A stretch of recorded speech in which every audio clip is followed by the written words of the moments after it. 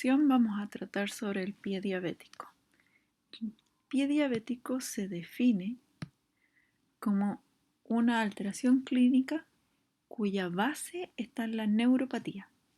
Esta neuropatía está inducida por la hiperglicemia mantenida y en esta base neuropática, con o sin isquemia y previo desencadenamiento traumático, se produce una ulceración del pie o una lesión del pie. La diabetes tiene complicaciones macrovasculares y microvasculares. Y dentro de las microvasculares tenemos la retinopatía, la nefropatía y la neuropatía. Y en las macrovasculares está el accidente vascular encefálico, el infarto agudo del miocárdico y la enfermedad vascular periférica. Vamos a ver que los pacientes con diabetes tienen un riesgo especialmente aumentado con respecto a las patologías microvasculares, la ceguera, la enfermedad renal crónica y un riesgo de 40%, de 40 veces mayor a la población sana de amputación. Como otras causas de amputación tenemos trauma, tumores. Se asocia la hemoglobina glicosilada a esta micro y macroangiopatía. O sea, no es solamente ser diabético, sino cómo se cuida la diabetes mellitus.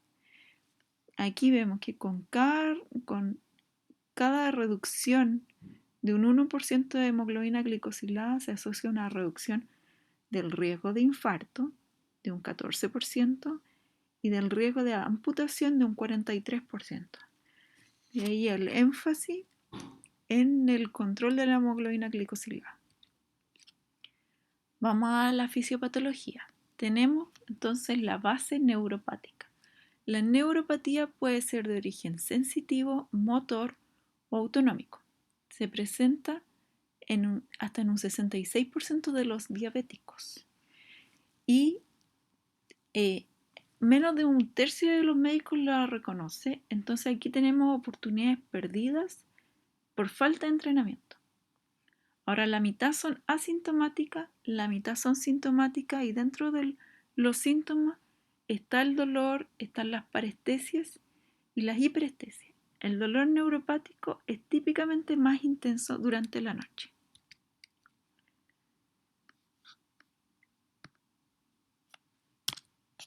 La neuropatía tiene una fisiopatología secundaria a la hiperglicemia crónica y se postula que a través de 3 mecanismos esto lleva al estrés oxidativo y de ahí a la isquemia del nervio y a la muerte de la célula neuronal. Y estos 3 mecanismos son los productos de glicosilación avanzada, la oxidación de la glucosa y la vía de incremento del poliol. Esta neuropatía entonces va a determinar a través de su componente sensitivo, neuropático, o sea, de motor y autonómico, aparición de úlceras. Y estas úlceras son provocadas por el zapato, por altas presiones en el pie. Porque yo tengo un pie que no siente cuando el zapato le queda mal y un pie que está deforme, ¿ya? Deforme por las características motoras en que se produce un desbalance entre la acción de los distintos músculos. Como la neuropatía es de distal hacia proximal, se van comprometiendo primero los músculos que están dentro del pie y posterior a eso se comprometen y se debilitan los músculos de la pierna y sucesivamente. Y eso provoca puntos de tracción diferentes. Entonces los dedos se ponen en garra y esta superficie queda elevada y en contacto con el zapato. Y el cojinete graso que hay en el antepié es traccionado por los ortejos y se disminuye la capa que cubre a la cabeza metatarsiano. Y es por esto que esta es la principal zona de aparición de úlceras en el pie diabético. Otras causas son el pie de Charcot, las juanetes y las lesiones por una marcha calcánea. La enfermedad arterial periférica contribuye a un 50% de las úlceras del pie diabético. La afectación clásica es en el territorio infrapopliteo asociado a una importante calcificación. Sin embargo, esto no impide que estos pacientes se puedan revascularizar. La enfermedad arterial periférica, a su vez, juega un rol en el 70% de la mortalidad entre pacientes diabéticos. Otro aspecto es la infección de partes blandas. Aquí el diagnóstico de infección es clínico y tiene distintos grados. Tenemos la leve, en que el eritema es menor a 2 centímetros, la moderada, en que el eritema es mayor a 2 centímetros y tiene lesiones locales, pero no hay síntomas sistémicos, y la severa o grave, que tiene síntomas severos y en el fondo está desarrollando un SIRS. Hay que diferenciar la infección de la colonización. La colonización puede ser crítica o puede ser baja. Y el cultivo procede cuando hay una infección. Cuando no hay una infección, uno va a identificar microbios que son parte de la colonización crítica o baja y va a, si es que se deja guiar por ese cultivo, va a indicar un antibiótico que el paciente no necesita. Se recomienda el cultivo aerobio, sin embargo, cuando el paciente tiene una lesión con necrosis, se recomienda el cultivo anaerobio sumado al aerobio. Ahora en mi hospital esto no se procesan los cultivos anaerobios porque en general el tratamiento no difiere de acuerdo al microorganismo identificado. En los cuadros menos severos voy a encontrar Coccacia gram positiva, principalmente Staphylococcus aureus, Streptococcus pyogenes. En cuadros más severos en que tengo lesiones profundas y compromiso óseo, van a ser más predominantes los Bacillus gram negativos. Y ahí los principales son el Proteus, la Klebsiella y la Pseudomonas. Ahora bien, la valoración de la carga bacteriana, como habíamos dicho, tenemos la infección, de la que ya habíamos hablado, tenemos la colonización crítica y la colonización baja. La diferencia está en las características de la herida, ¿ya? En la colonización crítica todavía encontramos tejido facelado o tejido necrótico y un exudado que sea turbio. En la colonización baja, el exudado va a ser ceroso y el tejido es 100% granulatorio.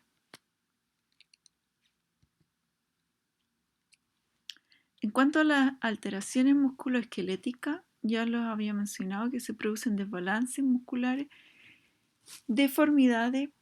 Por esta neuropatía motora también hay una rigidez articular y otro cuadro que es un cuadro inflamatorio asociado a diabetes es la neuroosteoartriopatía de Charcot, en la cual se produce una inflamación aguda del pie con un reblandecimiento de las articulaciones, lo que son asociado a la influencia de la gravedad en un paciente que sigue caminando, provoca que el pie caiga, que el arco del pie se desarme y se producen microfracturas.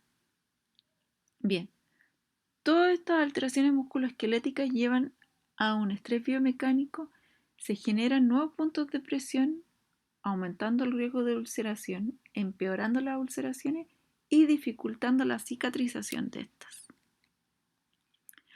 Para resumir la fisiopatología tenemos la neuropatía,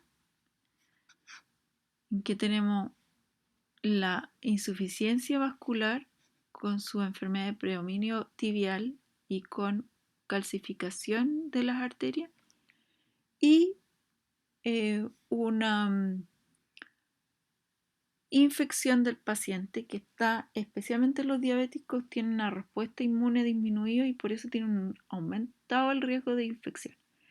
Y las alteraciones musculoesqueléticas son secundarias a la neuropatía. Lo llevamos entonces al examen físico. En el examen físico vamos a tener vascular, hay que examinar los pulsos, los fanerios, el llene capilar. En cuanto a lo neurológico, evaluar la sensación protectora. Esto lo puedo hacer con monofilamento, con un diapasón 128 de Hertz. Y evaluar la atrofia muscular que tenga el pie. En cuanto a lo del examen de la piel, tenemos las úlceras. Y tenemos las úlceras y las condiciones preúlceras. En cuanto a las úlceras, vemos si es, qué tipo de tejido está en el lecho de la herida, si es que se palpa el hueso, lo cual es un elemento muy sensible de infección.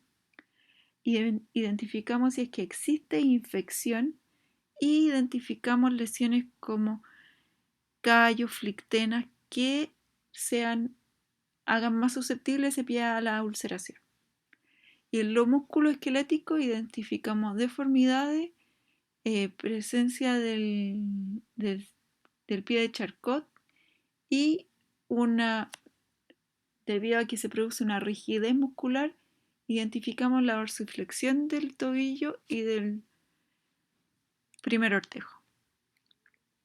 Ahora llevamos al paciente al laboratorio y dentro del laboratorio los exámenes que se realizan en el diabético son adecuados. También tenemos que evaluar la gravedad de esta infección, pero sí hay dos conceptos, dos exámenes clave que tenemos que seguir en estos pacientes son la hemoglobina glicosilada y la microalbuminuria. Dentro de la hemoglobina glicosilada el objetivo va a ser menor a 7. El objetivo se establece entre 6 y 7 porque no podemos dejar que el paciente tenga una hipoglicemia, que es más mórbida en el corto plazo que la hiperglicemia. Pero como habíamos mencionado, cada punto que bajemos de la hemoglobina glicosilada se asocia a una mejoría en los endpoints de este paciente. También, como prevención de la microangiopatía, vamos a la microalbuminuria. Ya con esto podemos disminuir el riesgo de que este paciente tenga una enfermedad renal crónica que va a alterar su calidad de vida y que me va a empeorar el pronóstico del pie diabético en forma específica. En cuanto a las imágenes, la radiografía me permite evaluar el compromiso óseo, la existencia de deformidades óseas, la existencia del pie de Charcot, por ejemplo, y en el caso de infección, la presencia de gas. El resto de las imágenes que aquí están señaladas me ayudan a confirmar o a excluir el diagnóstico de osteomielitis. En mi caso particular, es muy raro que yo deba realizar unos exámenes. Habitualmente tengo la radiografía y al paciente en que yo crea que puedo salvar ese pie mediante curaciones avanzadas, mediante cirugía, yo voy a realizar una nueva radiografía después porque me va a tomar tiempo el salvataje. Entonces, habitualmente no necesito recurrir al escáner porque en el tiempo en que yo estoy realizando el salvataje hago una nueva radiografía. En el estudio vascular tenemos un estudio funcional y un estudio anatómico. El estudio anatómico es propio del especialista. El estudio que interesa desde el punto de vista de medicina ambulatoria es la evaluación vascular no invasiva, ¿ya? Partimos con la evaluación de pulso, partimos con la evaluación de los fanerios, pero una manera de objetivar esto es mediante este examen que comprende 4 exámenes: el índice tobillo-brazo, las presiones segmentarias, que en el fondo es tomar presiones en distintos segmentos de la extremidad y compararlas con el brazo y compararlas con la extremidad contralateral. Una caída en un segmento de 20 milímetros de mercurio es significativo. La pletismografía consiste en que cada uno de estos manguitos tiene un volumen con el cual se ha insuflado, y en cada latido cardíaco uno envía sangre que ocupa volumen dentro de la extremidad y que expulsa el volumen del manguito, y eso es lo que uno va identificando. Y la fotopletismografía es una técnica similar, pero aplica a los ortejos. ¿Ya? Es muy parecido a lo que uno hace cuando en el celular, mediante el flash, identifica el pulso.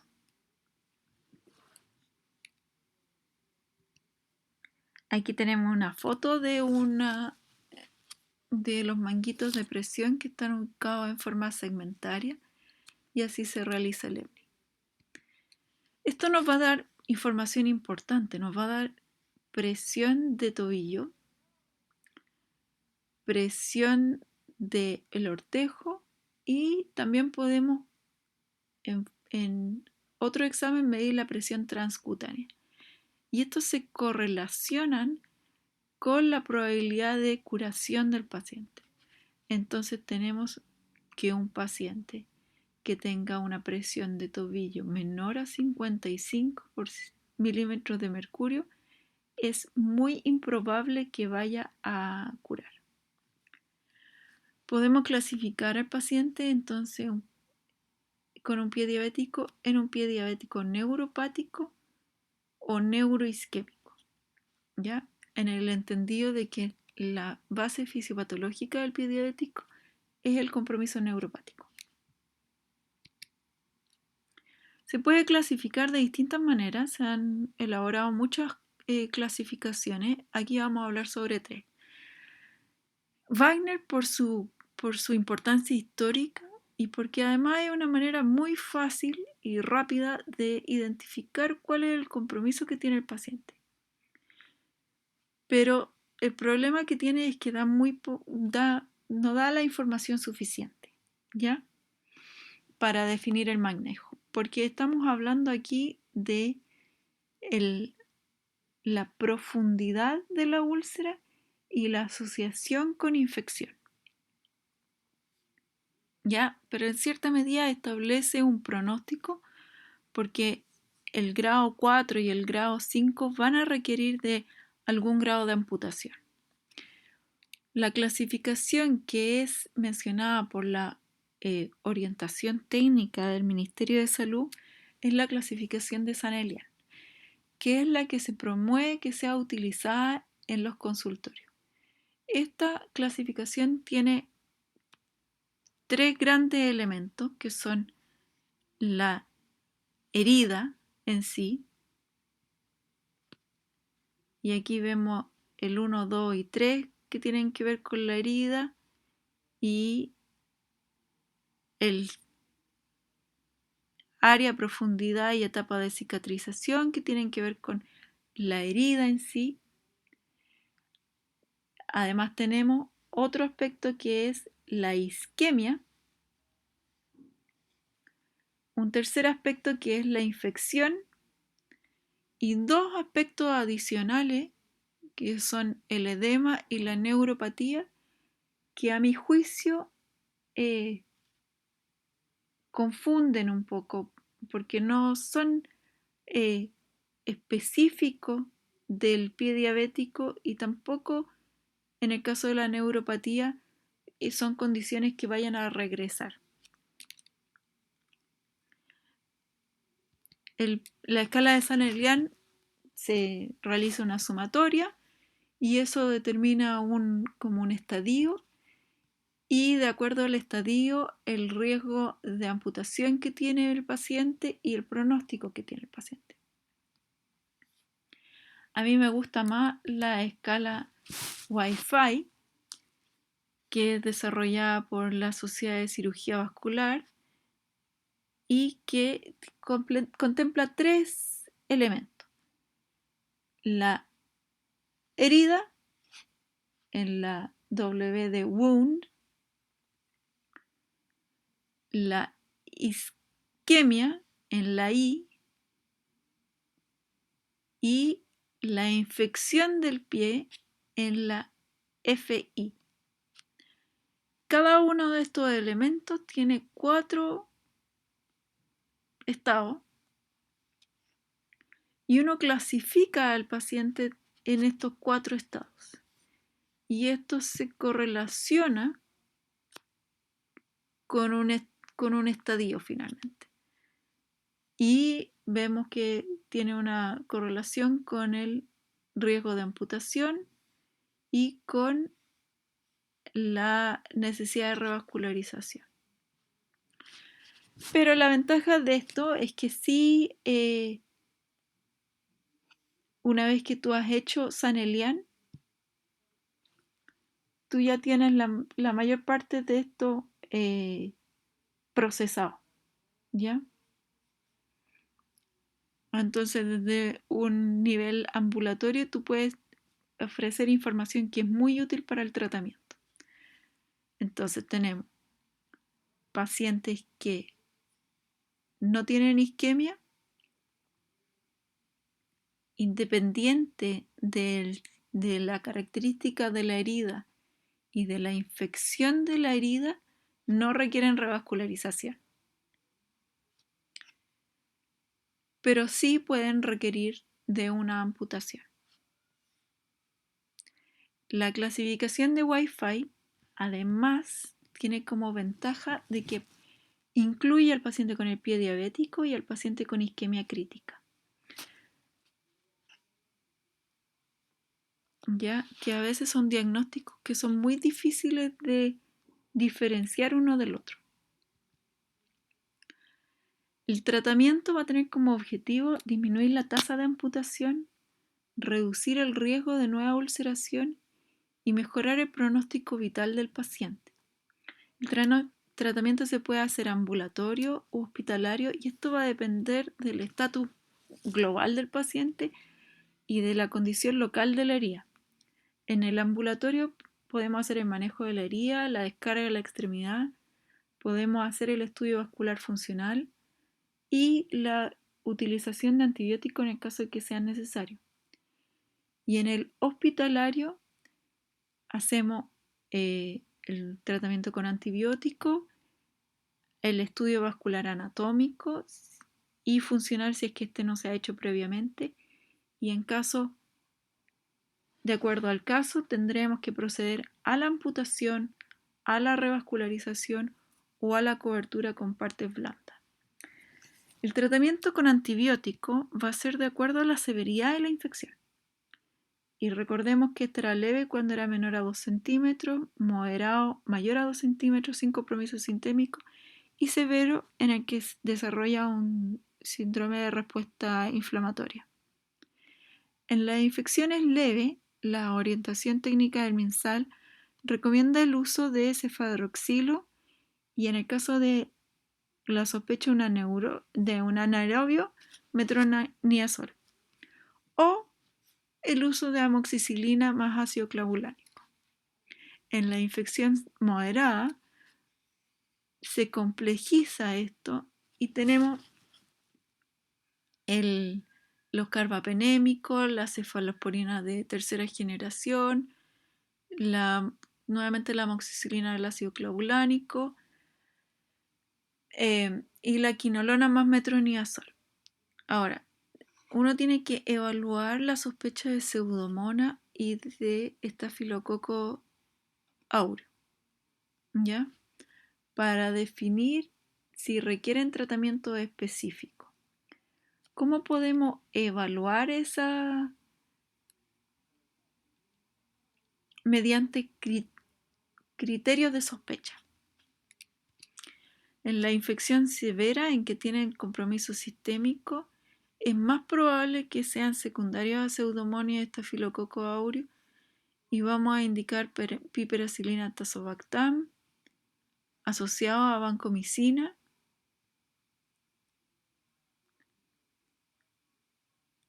y o a meropenem asociado a vancomicina. ¿Y qué elementos vamos a ocupar para sospechar el riesgo de Pseudomonas? Pacientes que tengan hospitalizaciones o amputaciones previas, que ya hayan tenido una selección antibiótica o que trabajen en un ambiente húmedo. Y el riesgo de Staphylococcus aureus en diabetes de larga evolución con hospitalizaciones previas en que haya una isquemia en la úlcera u osteomelitis. El paciente, además de su tratamiento antibiótico, vamos a tener como objetivo mejorar el pronóstico vital del paciente. Y ahí es donde tiene vital importancia el manejo de factores de riesgo asociados a la enfermedad cardiovascular. El paciente debe dejar de fumar, controlar su presión, tener una hemoglobina menor a 7, manejar la dislipidemia, realizar tratamiento antiplaquetario, y en los pacientes con claudicación intermitente, agregar al tratamiento cilostazol, que tiene algunas contraindicaciones o síntomas adversos que lo van a discutir en otra charla. Se realiza un programa de rehabilitación mediante ejercicio y el cuidado del pie, ¿ya? Antes de proceder a la revascularización o a la amputación. El pie también tiene una indicación de calzado, ¿ya? En la medida en que uno va como progresando en su neuropatía, uno va a requerir, y sus deformaciones, va a requerir un zapato más especializado para él. Y antes de terminar, recordarles que la diabetes mata. Los pacientes diabéticos tienen un riesgo de un 25% de presentar una úlcera en su vida, de las cuales más del 50% se infectan, y de estas infectadas, un 20% van a terminar amputadas. Cuando el paciente se amputa, el riesgo de mortalidad al año es de un 20%.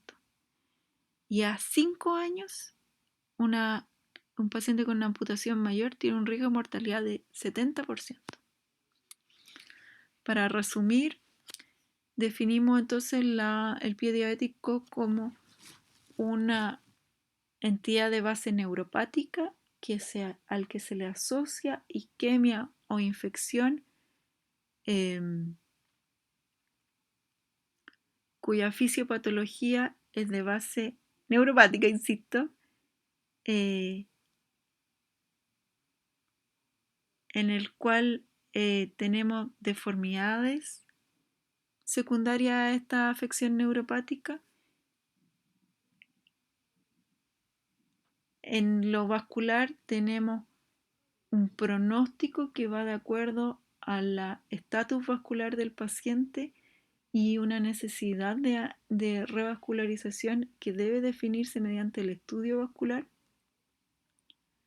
En la microbiología va a cambiar de acuerdo a si la infección es leve, moderada o severa, y también la necesidad de hospitalización va a definirse mucho por eso. En el examen físico abordamos estos 4 puntos nuevamente. Los exámenes complementarios, el examen vascular